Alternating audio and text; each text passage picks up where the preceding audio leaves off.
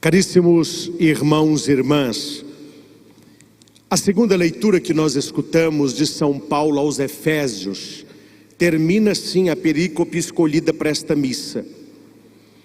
Segundo o projeto daquele que conduz tudo conforme a decisão de sua vontade, nós fomos predestinados a sermos, para o louvor de sua glória, aos que antemão colocaram a sua esperança em Cristo. Nele também vós ouvistes a palavra da verdade, o evangelho que vos salva. Meus irmãos, esse hino que nós escutamos, chamado hino cristológico, que fala de Jesus e aquilo que nós cremos, termina falando que todos nós já nascemos com uma vocação, e que é atestada no nosso batismo, de sermos mensageiros da palavra, semeadores da boa nova. Não é algo que nós podemos pegar como se fosse uma escolha, mas é algo inerente ao próprio cristão. Não há como você tirar de si a sua essência, como não há como tirar do cristianismo a essência do testemunho, a essência da pregação. E aqui Paulo vai dizer aos Efésios e a nós, a palavra da verdade, o evangelho que nos salva. Sempre haverá quem escute, sempre haverá quem rejeite. Isso é normal, isto é compreensivo. Há pessoas que não querem ouvir a verdade, há pessoas que não querem seguir Jesus, e pior do que isso, há pessoas que não querem se converter, não querem configurar a própria vida, a vida de Cristo, mas querem configurar a própria palavra, a vida deles.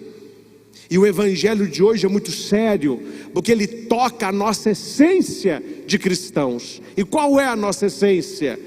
Pregadores da palavra, semeadores da boa nova. E de onde que vem a nossa coragem?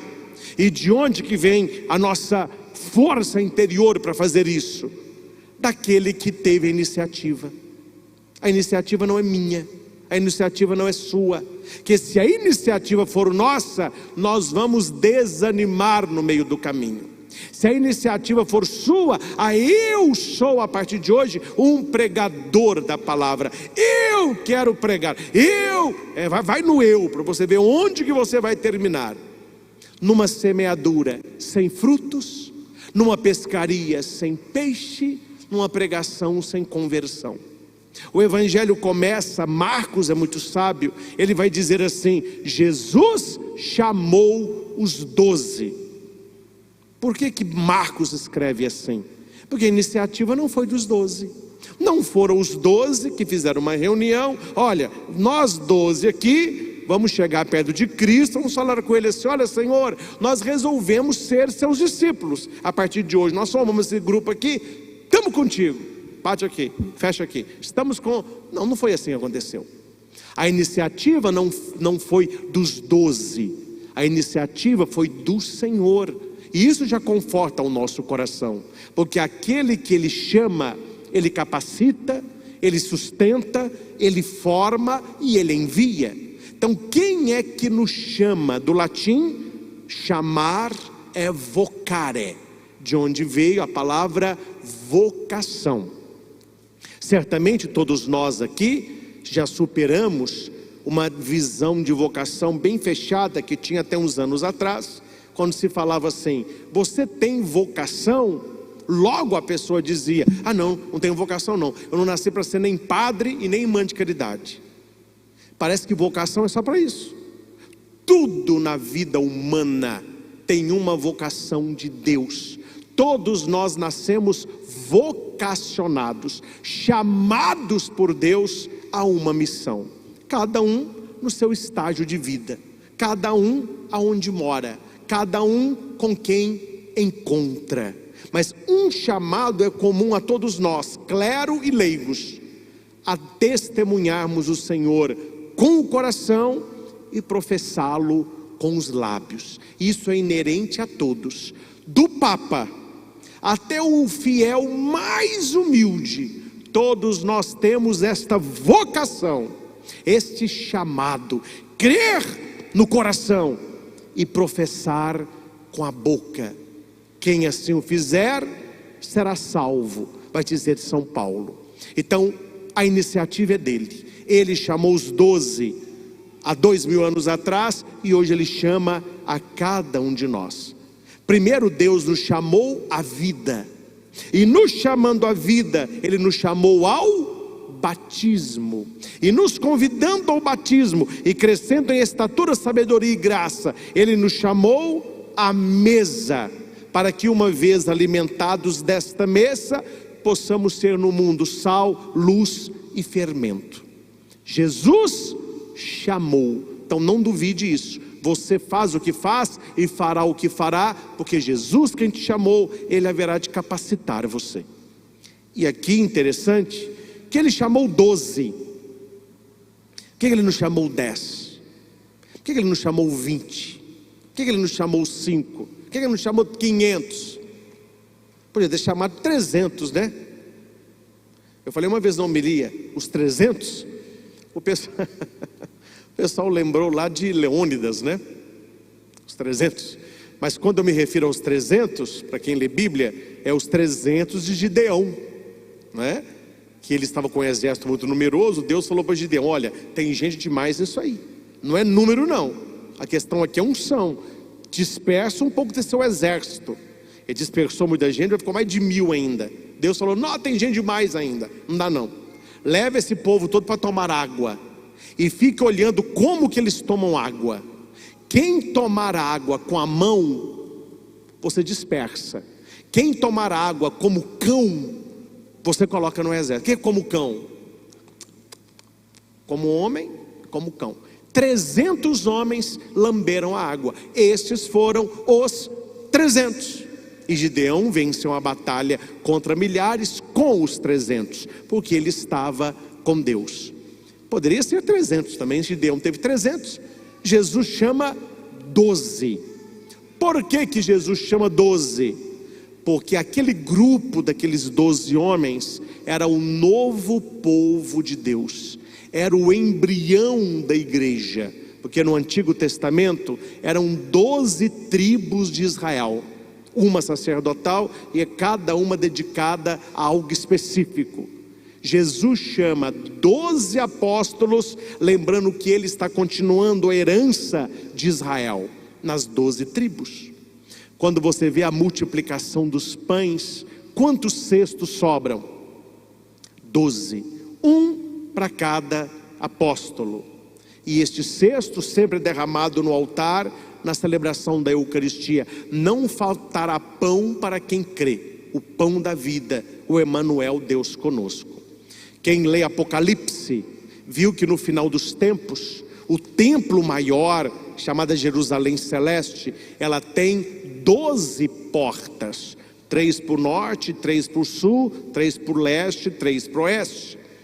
Do trono do Cordeiro sai um rio, que tem 12 braços, que passam perto das 12 colunas, e em cima de cada porta do templo tem um nome, o nome dos apóstolos do Cordeiro, tudo muito simbólico aí. Por isso 12, porque 12 eram as tribos de Israel, e 12 são os apóstolos, simbolizando o novo povo.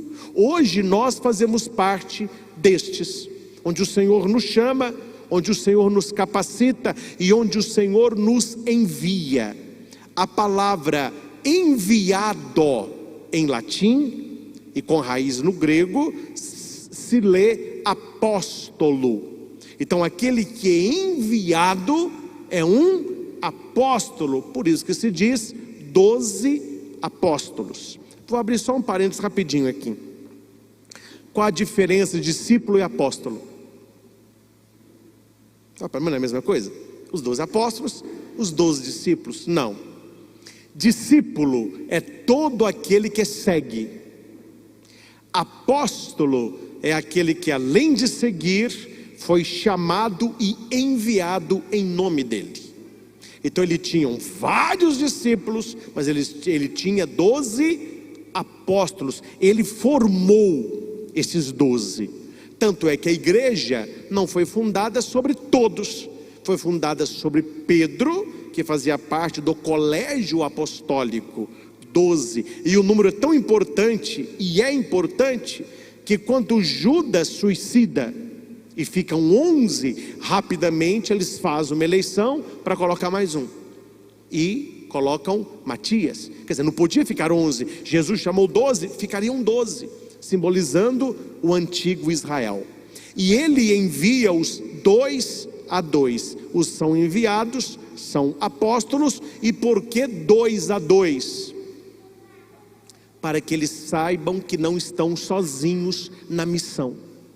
É um número também simbólico, para que você saiba, para que eu saiba, que mesmo quando estivermos longe um dos outros, que a maioria do tempo nós não estamos perto aqui, mas nós fazemos parte da mesma família. Cada um no seu ambiente, testemunhando Jesus, falando com Jesus, falando de Jesus. Talvez nem todos tenham esta vocação de estar num púlpito, com o microfone na mão, pregando a palavra para uma assembleia, mas você pode pregar a palavra na sua família, testemunhar Jesus na sua roda de amigos, na sua sala da faculdade, nos seus vizinhos. Esta pregação que vai se estendendo e você chega aonde eu não chego, isso eu não tenho dúvida. Por mais que nós somos capacitados pelos meios de comunicação, com televisão em rede nacional, YouTube, essa coisa toda, há pessoas que não olham nada disso, porque não têm a fé. Então, para que eu vou ficar ouvindo padre? Eu não creio nisso. Então, aonde a voz da igreja não chega, você chega. Aonde a minha voz não alcança, a sua voz alcança. E é nesses lugares que Jesus espera o seu testemunho. O testemunho é muito importante, porque o testemunho, ou ele te abre a porta do céu, meu filho, ou ele te joga no inferno. Porque não é o que estou dizendo. O que Jesus disse? Aquele que me testemunhar, aquele que falar de mim, aquele que não tiver vergonha de mim perante os homens, eu testemunharei a favor dele na presença do meu Pai. Mas aquele que se envergonhar de mim, no dia da sua morte, eu me envergonharei dele. Então nós não podemos ter vergonha de Jesus. Não vou contar nem quem, nem quando, para vocês não caírem duro aí. Mas eu estive no encontro certa vez, saí do local do encontro com uma Bíblia. Alguém disse: nossa, eu morro de vergonha de andar com Bíblia na rua. Posso falar quem é não, senão eu vou ter que me retratar. Mas é dose, meu irmão, é dose. Um cristão tem vergonha de andar com a Bíblia. Um cristão tem vergonha de colocar uma blusa com uma estampa religiosa, o rosto de Jesus, Nossa Senhora, uma medalha de São Bento, São Miguel. Ah, não, eu tenho vergonha disso. Tem gente que tem uma cruzinha, mas esconde. O que é isso? Não, é só um pingente. Por que nós temos vergonha daquilo que é nosso? Por que nós temos vergonha daquilo que morreu na cruz por nós? Como diz Raniero Cantalamessa, ele se deixou pregar por nós, para que durante a nossa vida vivos, nós o preguemos. É um trocadilho, né? Ele se deixou pregar para que nós o preguemos. A pregação labial, vocal, que vem do coração. Então esse 2 a 2 é para nos lembrar que nós não estamos sozinhos. Você faz parte de uma grande família, só a família católica, mais de 1 bilhão de irmãos que nós temos. Quando você soma com os outros irmãos cristãos, nós não estamos sozinhos neste mundo. Nós não acreditamos em Jesus sozinhos. E há um pensamento muito bonito de João Paulo II, enquanto cardeal, Karol Wojtyla, que ele dizia assim: não podemos abrir mão desta palavra da verdade, que é o Evangelho que nos salva. Ainda que voltemos a ser 12, não abriremos mãos das verdades inegociáveis do cristianismo. Olha o peso da palavra de João Paulo II. Que fiquemos 12. Mas a palavra da verdade, o evangelho que nos salva, ele será pregado. Então não é questão numérica, é questão de coração. Não sei se vocês, quando eram adolescentes, jovens, talvez até hoje vocês brincam disso, né? Mas eu brincava muito quando eu era adolescente com meus primos, nas piscinas dos sítios que nós íamos. Quem fica mais tempo debaixo d'água? Interessante. Quando você pega uma pessoa sozinha, um adolescente, marca aí, mãe. Ô mãe, aí a mãe está sentada lá lendo um livro. O que você quer, menino? Pode me chamar. Ô mãe, eu vou ficar aqui debaixo d'água. Vai morrer aí, viu, menino? Vai dar trabalho. Não, mãe, a hora que o ar acabar eu levanto. Marca aí quantos segundos eu fico. Presta atenção no exemplo. Pode ir? Já. Quanto que eu fiquei? 35 segundos. Pensei que era mais. Mas tá bom. Pega este mesmo jovem, coloca ele na mesma piscina com um primo, e quando vocês afundarem, um fica olhando para o outro. Fica muito mais. Porque você fala, não, se ele aguentou, eu aguento. Faz o teste. Quando tem alguém competindo com você, você vai mais longe. Peça você para fazer um trabalho só para apresentar, e peça você para fazer um trabalho para competir. Você tem muito mais gana quando tem alguém. Então 2 a 2 é porque um incentiva o outro. Sozinho a gente chega muito mais rápido, mas juntos nós chegamos muito mais longe. Então o Senhor não nos quer sozinhos na missão. Alguém caminha conosco. O Senhor caminha conosco. Então nunca nós estamos sozinhos. Sempre é 2 a 2, você e o Senhor. Se tiver alguém para somar, melhor ainda. E aqui tem algo importante.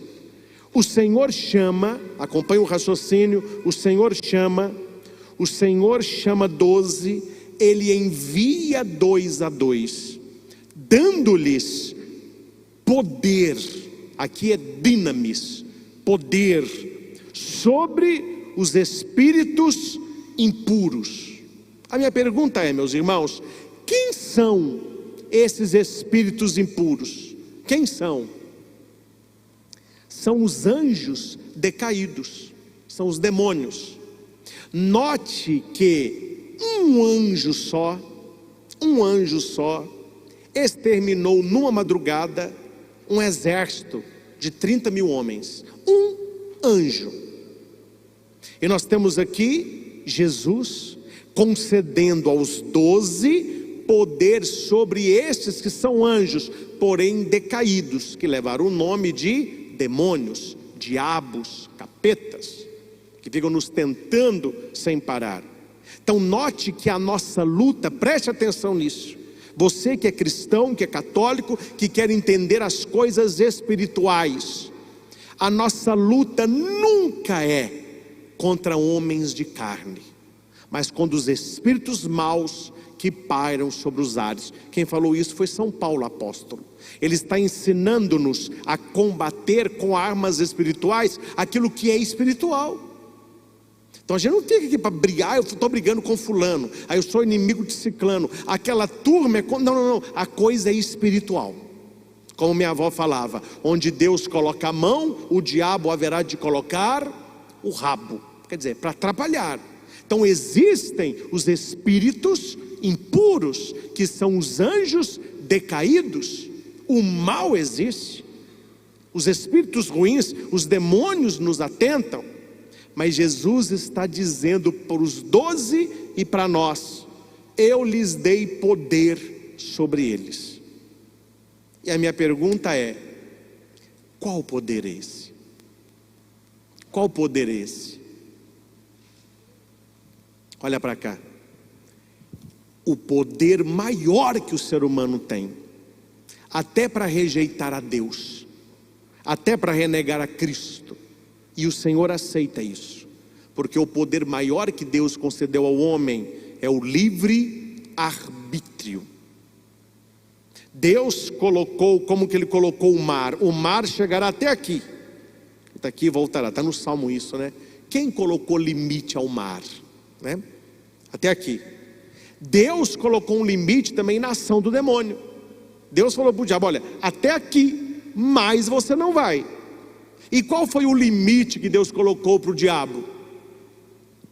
A tentação. Esse é o limite do mal. Ele não tem poder algum sobre nós. O único poder do mal é de tentar o ser humano, para no final das contas roubar a nossa alma. Mas ele só tem o poder de tentar. No final das contas, a decisão é de quem?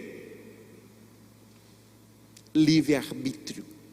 Não há nada que o diabo ou Cristo nos obrigue a fazer. Nem Cristo e nem o diabo. Tudo é uma questão de escolha livre, decisão. E no caso bíblico, o poder que Jesus dá aos discípulos sobre os espíritos impuros é a plenitude da unção do Espírito Santo. Porque o Espírito Santo, ele ajuda o meu livre-arbítrio a estar canalizado para aquilo que é de Deus. A teologia nos ensina. O cristão é livre para fazer tudo? Não. O cristão é livre para fazer aquilo que alegra o coração de Deus. E isto nos torna livres de verdade. Então eu não sou livre, eu não posso fazer o mal. Não, porque se você fazer o mal, você perde a liberdade. Então você se torna escravo do pecado. Pedro, tu serás pescador de homens. Pedro vai pescar o peixe. Ele pesca o peixe para quê? Para matar o peixe. Quando a gente vai pescar o peixe, você pesca o peixe para quê? Para comê-lo, é para matá-lo. Quando Jesus diz que Pedro será pescador de homens, não é que Pedro vai pescar os homens para matá-los. A igreja, quando nos pesca, ela deseja nos salvar. Então olha como que a palavra ela é ao mesmo tempo polarizada. Porque a liberdade para o mal me torna escravo.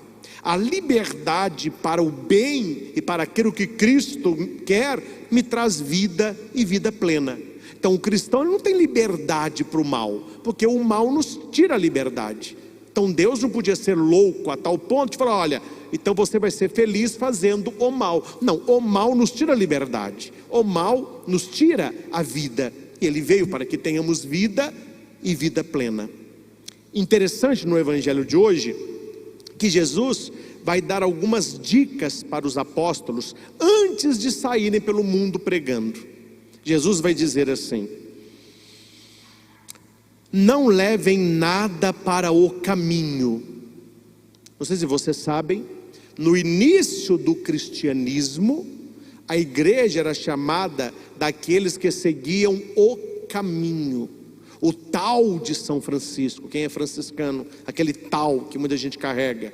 A palavra tal significa caminho. E o caminho aqui não é só um caminho de andar. O caminho aqui é Jesus. Caminho, verdade e vida. Então Jesus diz: olha, não leveis nada para o caminho. O que vocês devem levar sou eu mesmo. Eu serei a providência de vocês. Levem um cajado.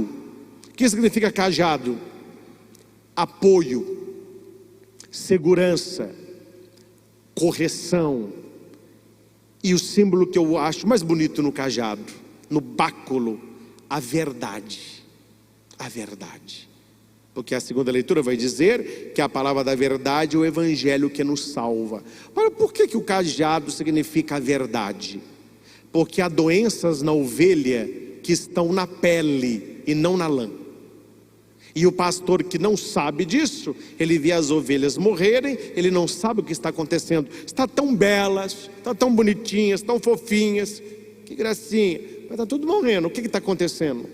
Ele não é experiente. O pastor experiente, quando vê uma ovelha mais assim caidinha do que as outras, ele pega o báculo, ele pega um bastão, coloca na lã, vai rodando até chegar no pelo. Ele envia a mão, tira o báculo e abre a lã. Aí ele vai ver lá no fundo a pele da ovelha. Aí se a pele está rosada, está lisa, está bonita, ela tem saúde. Muitas ovelhas são bonitas na lã, mas a pele está doente. Olha que simbolismo bonito do bom pastor. Quando Jesus nos olha, ele não quer ver o nosso coração, a nossa pele, o nosso a nossa aparência. Não. Ele coloca o seu báculo que vai até o nosso coração. Ele envia a mão e abre tudo que nós temos por fora. Ele vê a nossa saúde do coração. Como está o coração do meu rebanho? Como está o coração das minhas ovelhas? Porque Jesus, ele é a verdade. Quem gosta de aparência é o mal. O pai da mentira, vocês sabem quem é. Jesus é verdade. Então leve o báculo que vocês vão precisar. Não leva pão, não leva sacola, não leva dinheiro. Quer dizer, confia em mim. Eu vou providenciar. Se eu os chamei e se eu os enviei, eu vou providenciar. Não levem 2 túnicas, a confiança na providência. E algo muito bonito: andem de sandália. Estranho. Será que Jesus, com tanta coisa para pensar, ele ia lembrar de sandália? Se fosse hoje, ide pregar, vão de tênis, viu? Jesus, não é coisa para falar, você está olhando tanto que eu vou calçar. Por que Jesus se refere à sandália? Porque os caminhos do mundo ferem aqueles que querem anunciar a palavra. Todo aquele que prega a palavra terá muitas cicatrizes, não no corpo, mas na alma, machucaduras, sofrimentos. Então Jesus diz: separe-se do mundo, use sandália. Quando você pisar, você não estará pisando no caminho, você estará pisando na sandália. É a sua sandália que pisará o caminho. E qual é a sandália que São Paulo depois vai dizer? O Evangelho, a propagação da palavra. Se proteja com a palavra, porque o mundo é espinhoso, é pedregoso para os pés do mensageiro da paz. Então, coloca uma sandália de leve. Conte com a minha proteção, mas faça a sua parte. E os discípulos então partiram. Meus irmãos, preste atenção numa outra coisa. Jesus diz para os discípulos dele, para nós, algo normal e que nós precisamos lidar com isso com normalidade. Há pessoas que ficam, não, gente, é normal. Tudo é uma questão de escolha e de decisão. Jesus vai dizer: quando você entrar numa casa, fica aí. Se eles não vos receberem e nem quiserem escutar a palavra, saia de lá, sacuda a poeira, nem a poeira se leva, sacuda a poeira, que isso sirva de testemunho contra eles, e vá para outra cidade. Ou seja, sempre haverá quem acolha a palavra, sempre haverá quem rejeite. E preste atenção no que eu vou dizer.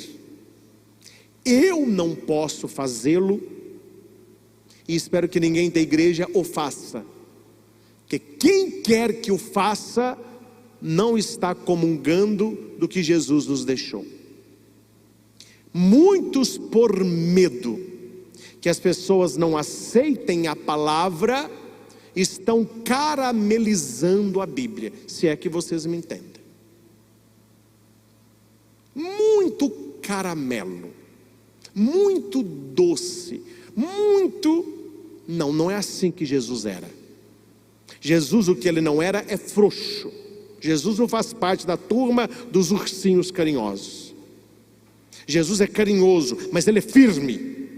O que Jesus disse aqui? Numa linguagem nossa, falar da nossa linguagem. Olha aqui, meu chapa. Você entrou numa cidade, você entrou numa casa, eles não querem te receber, eles não querem escutar a minha palavra, problema deles, passa para a próxima. Próximo, e larga esse povo para lá. Eles não aceitaram, e isso servirá de contra-testemunho para eles. Jesus não fica, não, adula, insiste, prega com jeitinho. Meu filho, quer, não quer, problema seu. E tem vários textos que falam isso. Cito mais um só para atestar o que eu estou pregando para vocês. Vocês conhecem o texto do jovem rico? Conhecem? Quem não conhece, eu vou contar rapidinho. Quem conhece já sabe o que eu vou dizer. Havia um jovem muito bom, e ele chega para Jesus e diz assim: Senhor, o que devo fazer para herdar a vida eterna? Qual que é a resposta que as pessoas gostam de ouvir? Faça o que te faz feliz, meu filho, vai que é tua. Jesus não responde isso. Falou: você quer ser feliz e herdar o céu? Ame a Deus sobre todas as coisas, não tome seu nome em vão, não cometa adultério, não levante falso testemunho, não roube, e põe para ele os mandamentos. Olha, você tem que seguir isso aqui, ó. Não é do jeito que você quer, não, siga isso aqui. E o jovem era bom. Ele vai dizer: ó Senhor, tudo isso eu tenho feito desde a minha juventude. O que Jesus disse? Vai, vende o que tens e dá aos pobres, e siga-me. O que a leitura diz? Que o jovem saiu triste, porque era possuidor de muitos bens. O evangelho termina aí, e Jesus continuou o caminho. Você não vê Jesus atrás do jovem: oh meu caro, vem cá, fica comigo. Se você não ficar comigo, eu nem vou pregar mais.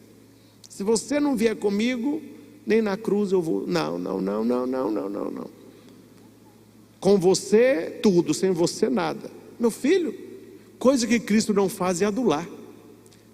Venda tudo que tem e dê aos pobres, só isso te falta. E a Bíblia diz: e o jovem saiu triste, ficou triste, e deve estar triste até hoje. Porque se esperar Cristo voltar, meu filho, ele vai esperar Apocalipse e não vai acontecer. A Bíblia vai dizer: Jesus não adulou, Jesus não voltou. E para piorar a situação, quem achou que Jesus ia ficar no jeitinho, leia João 6. João capítulo 6. O meu corpo é verdadeira comida, o meu sangue verdadeira bebida. Quem não se alimentar de mim não terá vida.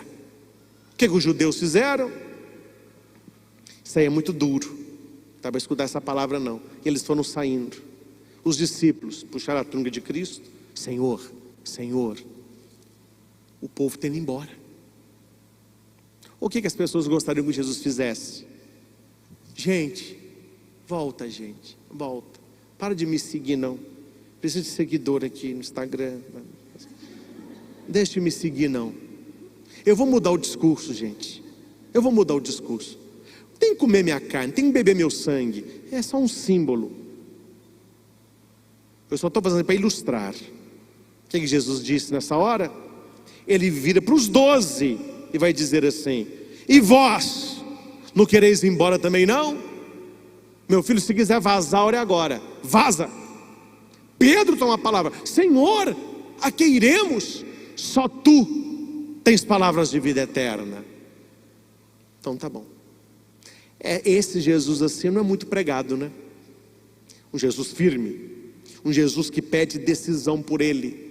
A Bíblia vai dizer que o nosso Deus é um Deus ciumento. Ele não aceita um coração adúltero. O que é um coração adúltero? É alguém que ama a Deus, mas tem amado outras coisas, colocado isso no lugar de Deus. Deus deixou o jovem rico ir, Deus deixou os judeus ir e perguntou para os seus: se quiser vazar, vaza. Se quiser ir embora, meu filho, some. Pedro falou: não, nós estamos contigo e vamos permanecer contigo. Meus irmãos, isto vai acontecer quando você começar a falar de Deus, quando você tiver coragem de falar de Jesus. Pessoas vão acolher, pessoas vão gostar, pessoas vão perguntar. Mas você vai enfrentar isso. Quando você começar a falar de Deus, certas pessoas vão embora. Ixi, começou com esse papo de igreja. Ixi, começou a falar de Bíblia. Foi assim com Jesus, foi assim com os discípulos, foi assim com Paulo. O que seria diferente com cada um de nós? Então Jesus já preparou os seus discípulos. Não pensem que todos vão ouvir, não pensem que todos vão gostar. A mesma pregação, ela desperta conversão, indiferença e perseguição. A mesma pregação. Repito, para você guardar na sua cabeça e no seu coração: a mesma pregação, ela desperta conversão, indiferença e perseguição. Paulo, quando estava pregando no Areópago, há pessoas que disseram assim: O que nós devemos fazer para seguir esse Jesus de Nazaré? Há outros que disseram, sobre isso a gente discuta depois. E há outros que disseram, precisamos matar esse cara. E Paulo pregou a mesma coisa para todos: conversão, indiferença ou procrastinação, para ficar mais bonito, doão aí os três. E por último, perseguição. Conversão, procrastinação, perseguição. Natural, normal, como nós dissemos, ossos do ofício. Quando você escolhe pregar Jesus, você vai encontrar esses três públicos. E o que nos mantém na missão? A iniciativa não é sua. Ele que te chamou, Ele que te concedeu o batismo, Ele que te envia em missão. Então nós não podemos nos cansar, Ele está conosco. E o Evangelho termina dizendo o quê? Os 12 partiram e pregaram que todos se convertessem. Metanoia, mudança de coração e mudança de mentalidade. O querigma, o anúncio de Jesus Cristo, sempre está acompanhado do anúncio da conversão. Foi o que João Batista pregou, foi o que Jesus pregou, e é o que nós devemos anunciar, com carinho, com respeito, levando a individualidade de cada um, mas sempre pregando, como diz São Paulo, a palavra da verdade, o Evangelho que vos salva e nos chama à conversão. Quero finalizar com vocês agora à noite, do mesmo modo como eu finalizei a minha fala na parte da manhã, para você entender só algo que quem está de fora não entende, e para você viver feliz por estar dentro, Havia numa grande casa, um grande jardim na frente, claro, uma casa cercada de grades, um cachorrinho muito feliz, corria para um lado, pulava para o outro, rolava na grama, levantava as patinhas, sacudia a bochecha, e do outro lado da rua tinha um cara olhando aquele cachorrinho, e o cara falou assim: vem aquele cachorrinho ali? Ele finge que é feliz, mas ele não é feliz. Como que eu sei que ele não é feliz? Ninguém que vive preso ali dentro é feliz. Ele não tem liberdade, ele não pode correr para onde ele quer, ele não pode fazer o que ele quer, só vive ali dentro, cachorrinho triste. O que aquele homem não sabia é que aquele cachorrinho já foi um dia um cachorrinho da rua, um vira-lata, e que esta família o recebeu, e que esta família o vacinou. As crianças brincavam com ele, passeavam com ele todos os dias. De 15 em 15 dias ele ia para o pet, voltava até com uma fitinha ou uma gravatinha, sempre cheiroso, sempre amado. Comia uma das melhores rações que tinha, aonde eles compravam para ele a caminha, brinquedos, etc.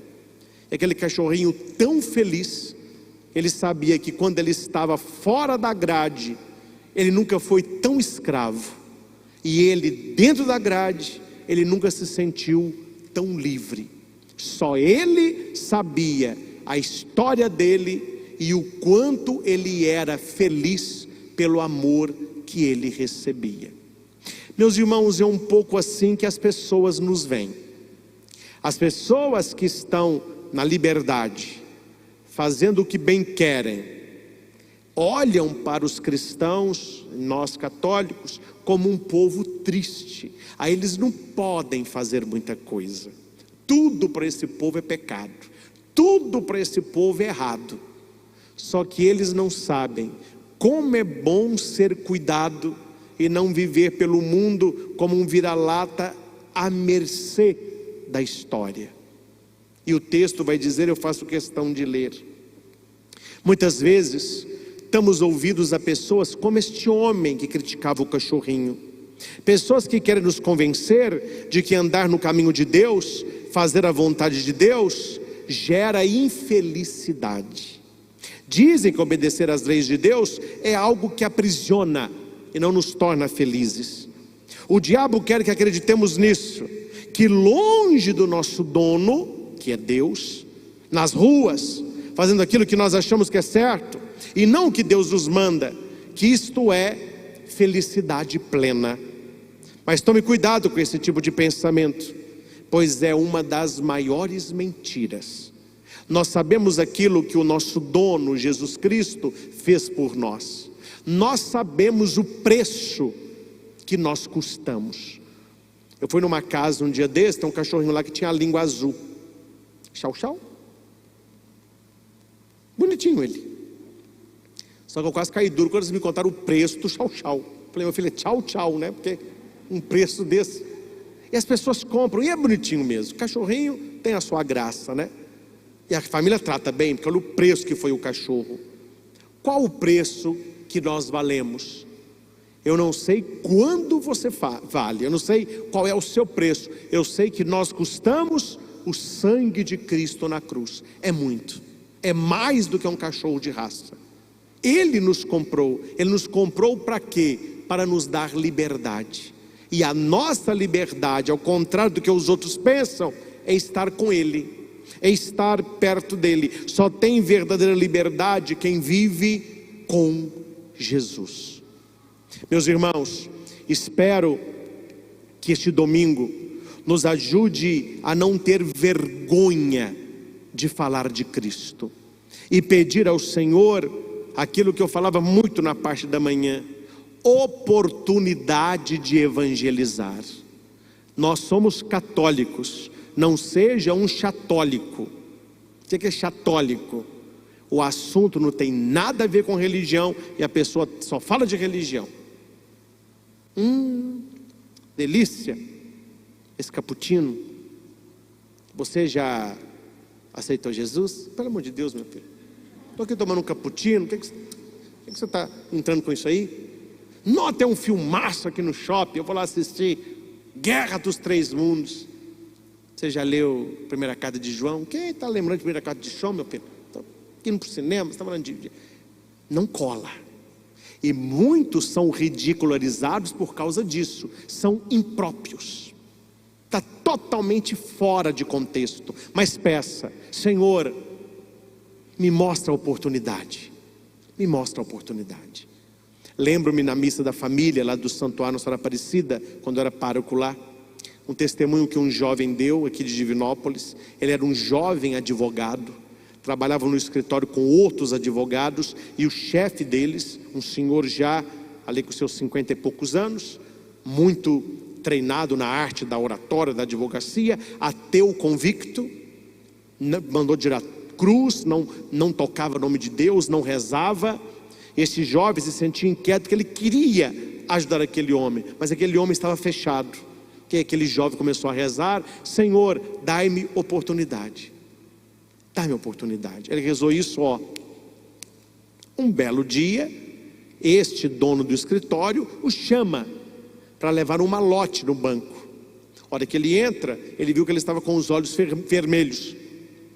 Ele falou: olha, se eu puder ajudá-lo. Aí ele disse: ninguém pode me ajudar. O dinheiro que eu tenho não pode me ajudar.